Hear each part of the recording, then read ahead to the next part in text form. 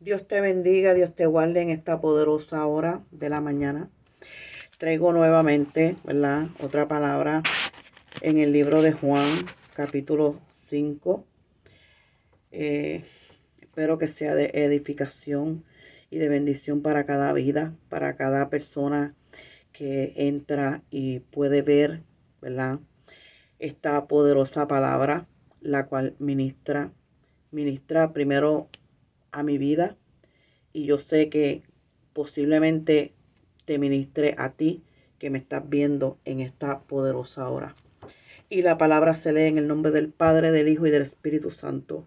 Amén. Y dice así: después de estas cosas, era un día de fiesta de los judíos, y subió Jesús a Jerusalén. Y hay en Jerusalén, a la puerta de las ovejas, un estanque, que en hebraico es llamado Betesda, el cual tiene 5 portales. En esto yacía multitud de enfermos, impotentes, ciegos, cojos y lisiados, que estaban esperando el movimiento del agua, porque un ángel descendía a cierto tiempo al estanque que revolvía el agua. Y el primero descendía en el estanque después del movimiento del agua. Era sano de cualquier enfermedad que tuviese. Y estaba allí un cierto hombre que hacía 38 años que estaba enfermo. Cuando Jesús vio a este echado y entendió que ya había mucho tiempo, le dice: ¿quieres ser sano? Él le respondió: Señor, el impotente, el hombre impotente, ¿verdad? Le dijo: no tengo hombre que me meta en el estanque cuando el agua fuere revuelta, porque entre tanto que yo vengo, otro antes de mí ha descendido. Le dice Jesús: levántate, toma tu lecho y anda. Y luego aquel hombre fue sano y tomó su lecho y se iba. Y era sábado aquel día. Entonces los judíos decían a aquel que había sido sanado: sábado es, no te es lícito llevar tu lecho. Le respondió el que me sanó: él mismo me dijo, toma tu lecho y anda. Le preguntaron entonces: ¿quién es el que te dijo, toma tu lecho y anda? Y él, que había sido sanado, no sabía quién fuese, porque Jesús se había apartado de la gente que estaba en aquel lugar. Después le halló Jesús en el templo y le dijo: he aquí, ha sido sanado, no peques más, para que no te venga alguna peor. Aleluya, mi alma adora tu gloria, Señor. El Señor dio aviso a los judíos que Jesús era el que le había sanado. Y por esa causa los judíos perseguían a Jesús y procuraban matarle, porque hacía estas cosas en sábado. Aleluya, mi alma te adora, Padre. Y dice, ¿verdad?, esta palabra del 1 al 16. Dice que aunque las escrituras no lo mencionaban, muchos creían que era la Pascua, y a lo cual era muy correcto. Jesús tenía un poco más de un año ya en su ministerio público. Indicaba el propósito de guardar esa fiesta. Es una descripción perfecta de la humanidad a raíz de la caída del hombre, que es impotente, incapaz de salvarse a sí mismo, ¿verdad? Dice que no fue dado por Juan como folclore, sino más bien como un hecho. Aleluya. Dice que al entrar los primeros, ¿verdad?, los príncipes terrenales en una ciudad, que siempre acudían a las casas de los nobles y de los ricos, pero que los pies del príncipe, de los príncipes, inmediatamente se dirigía a los lugares de la miseria y del sufrimiento, a los frutos del pecado. La sanidad del hombre impotente hace el contraste entre el poder de vivificar a Cristo con impotencia de la ley. La ley exigía esfuerzo de parte del pecador para poder obtener la vida que se le prometió. Pero el hombre no tiene fuerza alguna. Y eso está en Romanos capítulo 5, versículo 6, que lo pueden buscar. Dice que era un tipo perfecto de Israel, por el cual su pecado quedaba incapacitado, encerrado en un desierto por 38 años. La similitud no es una coincidencia. Dice que Israel de la época de Jesús, en Israel de la época de Jesús, pero que también de toda la humanidad, o sea, el mundo entero. Dice que se refería a Israel, ¿verdad? Nuevamente. Y que sin lugar a dudas es uno de los interrogantes más importantes de todos los tiempos. El hombre no es sano y de hecho no se puede ser sano sin Jesús. O sea, sin la intervención divina de Jesús, ¿verdad? A través, ¿verdad?, del Espíritu Santo, que es nuestro consolador, el que mora dentro de nosotros. Y aquí es donde reside la contención. Dice que su dependencia en el hombre, la cual solo traería nada más que desilusión. El amor, sin duda, seleccionó a este hombre como el más miserable, necesitado e incapacitado entre todas las compañías. Lamentablemente, la sabiduría le escogió como un vaso de instrucción a la nación. Aleluya. Esto estaba basada en la palabra de Jesús. Le dio fuerzas a ese lecho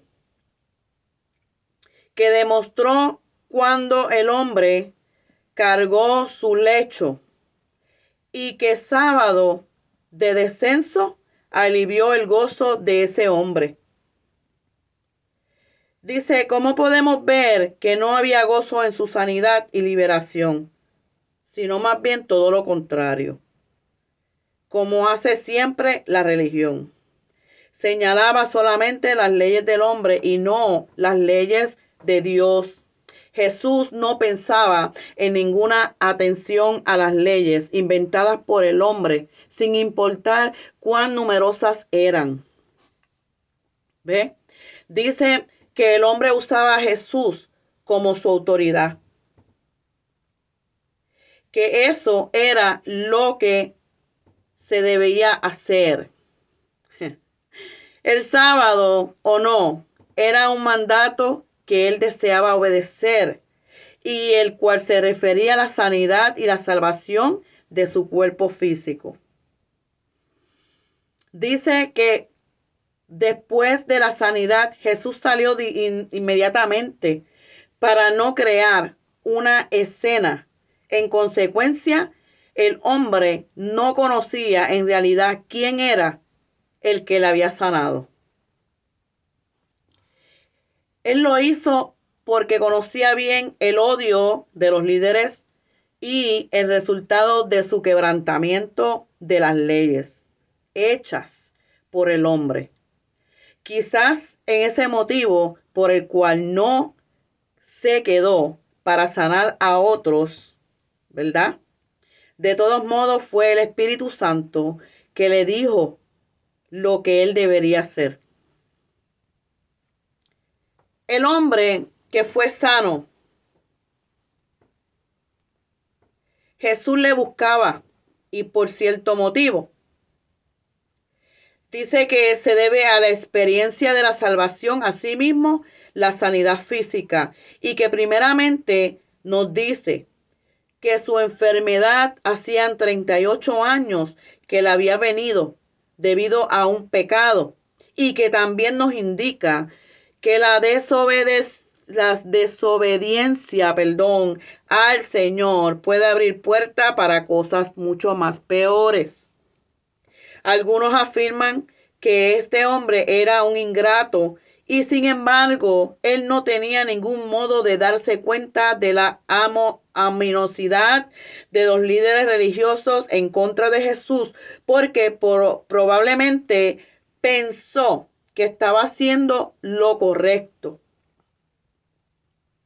La oposición de la jerarquía religiosa solamente aumentará ahora y en adelante. Dice que los líderes religiosos de Israel quisieron matar al Señor en el nombre del Señor, y que nada más demuestra lo ciego que eran. Demuestra cuán ciegos estaban esas personas en ese momento, ¿verdad? Y del versículo 17 a el versículo 38 nos habla de igualdad con Dios, la igualdad con Dios. Y dice así: y Jesús le respondió, mi Padre hasta ahora trabaja y yo también trabajo. Entonces, por tanto, más procuraban los judíos matarle, porque no solo quebrantaba el sábado, sino que también su padre llamaba a Dios, haciéndose igual a Dios. Respondió entonces Jesús y les dijo, de cierto os digo, que no puede el Hijo hacer nada de sí mismo, sino que lo que viniere a hacer el Padre, porque todo lo que él hace, eso también el Hijo juntamente. Aleluya. Porque el Padre ama al Hijo, le muestra todas las cosas que él hace y mayores obras que ésta les mostrará, para que vosotros os maravilléis. Porque como el Padre levanta a los muertos, les da vida, asimismo el Hijo a los que quiere da vida. Porque el Padre a nadie juzga, mas todo el juicio dio al Hijo. Aleluya. Mi alma adora la gloria del Señor. Para que todos honren al Hijo como honran al Padre. El Padre no honra al Hijo, no honra al Padre. El que no honra, al Hijo, no honra al Padre que le envió. De cierto os digo, que el que oyere mi palabra y cree al que me ha enviado, tiene vida eterna. Aleluya. Y no vendrá condenación, mas paso de muerte a vida. De cierto os digo, vendrá ahora y ahora es cuando los muertos oirán la voz del Hijo de Dios, y los muertos que oyeren vivirán. Porque como el Padre tiene vida, asimismo Dios también al Hijo que tuviese vida en sí mismo.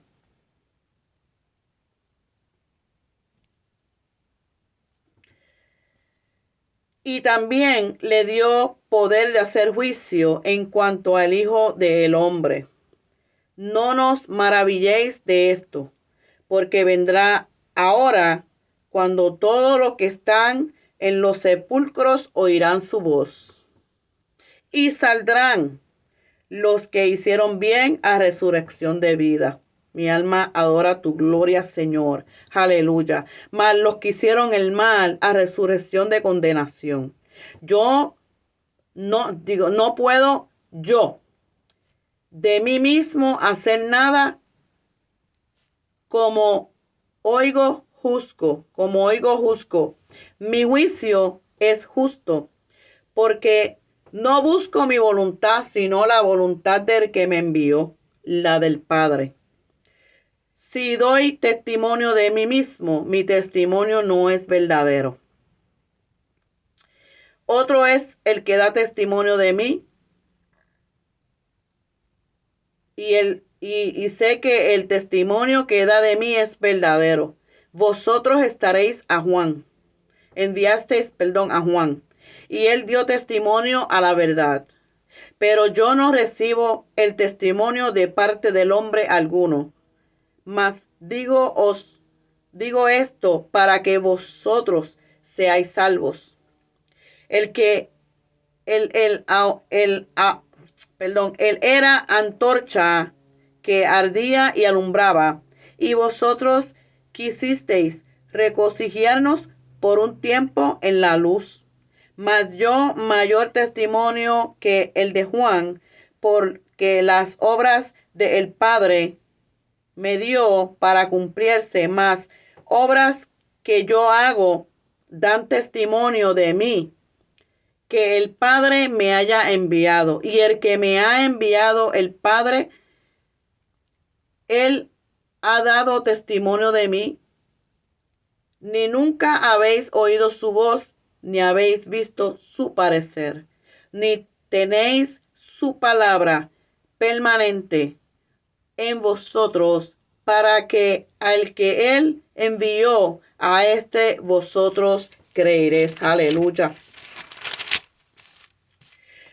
Lo cual dice que fue una confrontación cara a cara. Dice dos cosas. Número 1, él clama la igualdad con Dios. Él reclama la igualdad con Dios y el que era Dios. Y la segunda, la obra misma del Padre y del Hijo para liberar a la humanidad física o espiritualmente, o a ambos, que trajeron el verdadero sábado al alma del hombre, para que era intención desde el principio. Quiere decir que él ni siquiera buscaba ningún tipo de acuerdo con estos hipócritas, sino que más bien se reforzaba en su posición hasta el punto de que nadie absolutamente duda alguna en cuanto a lo que él decía o lo que él hacía. Él realmente no se había quebrantado, realmente no había quebrantado el sábado, pero solo una de sus reglas necias que se originó con el hombre mismo. Una acusación que Jesús no rechazó, porque se hizo igual a Dios y con razón. Declara a la humanidad que Cristo, en que Él se deja libremente a un lado la expresión de su deidad, pero nunca pierde su posición en ella. Su sumisión total al Padre, que como hombre Él tenía que hacer, en realidad lo hizo. Que se puso como un ejemplo a la humanidad y dependencia del cual seriamente le hace falta a la familia humana. La obediencia del Hijo se basa en el amor que el Padre tiene para el Hijo.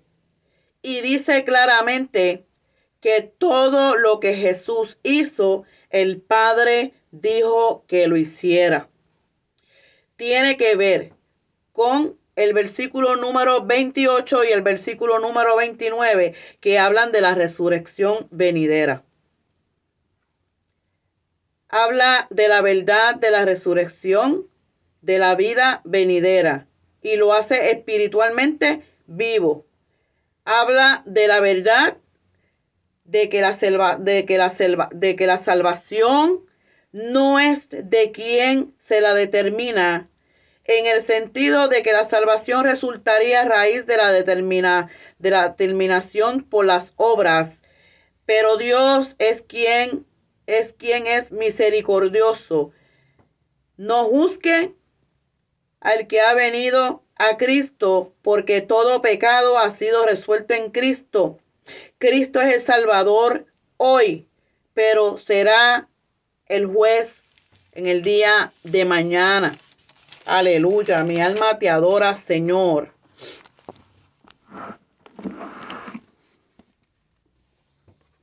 Mi alma te bendice, Padre eterno, Rey de gloria. Aleluya, aleluya. Seguimos. Afirma igualdad con Dios en cuanto al honor. Eso está en Hebreo, capítulo 2, versículos del 7 al 8. Del 7 al 9, perdóname. Declara, ¿verdad?, que si se deshonra a Jesús, también el Padre queda deshonrado. La palabra de la cruz: si no cree en Jesús, no puede creer en Dios. Tener al Hijo es tener al Padre. Independientemente de Cristo, no hay vida espiritual. Como Cristo tomó la condenación en la cruz, es nacido de nuevo. Y eso está en Juan capítulo 13, versículo del 14 al 15. Una declaración de la autoridad más alta, y es Jesús, que es aquella autoridad. Tiene el significado doble. Número 1, habla para que la gente sea salva por ello. Pasa de la muerte espiritual a la vida espiritual.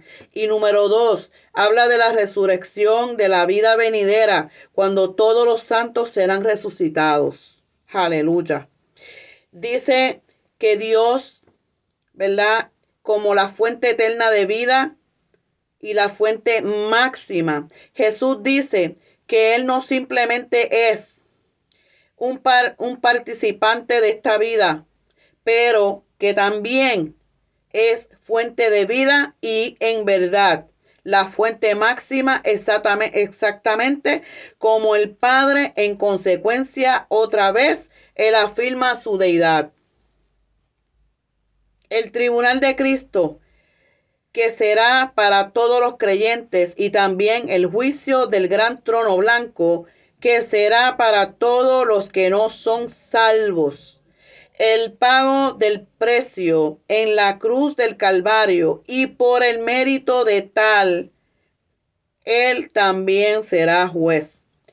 Estas declaraciones fueron dadas por Cristo, las cuales dejaron líderes religiosos de Israel atónicos. Habla de la resurrección de la vida y la resurrección de condenación.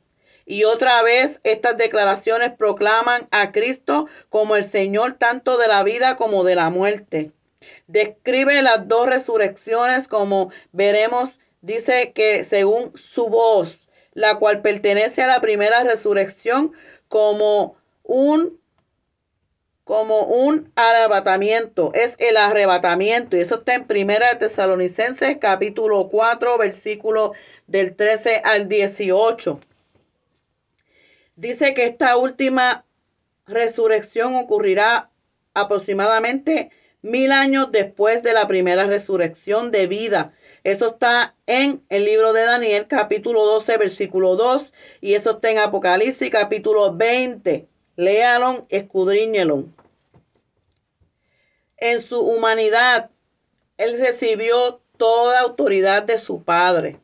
El juicio que Él pronunció resultó de lo que Él oyó con su oído, como se lo dijo el Padre. Eso está en Isaías 50, capítulo capítulo 50, versículo 4.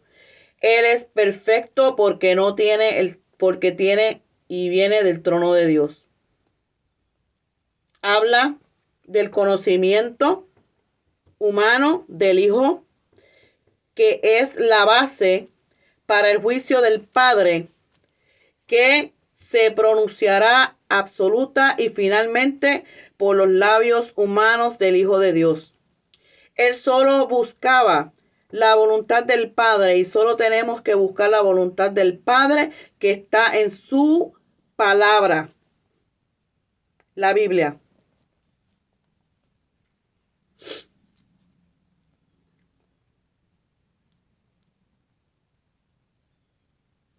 Dice que en cuanto a quién y lo que soy, Jesús, lo que es y lo que era. Dice, si yo solo atestiguo, ¿cómo veremos? Hay quien otros den otros testimonios. Hablaba de Juan el Bautista. El testimonio de Juan acerca de Cristo llevaba autoridad de la palabra de Dios. Los acontecimientos en el libro de Juan, capítulo 1, versículo del 19 al 20, indican las cosas que Juan les dio en cuanto ellos preguntaban si él era el Mesías.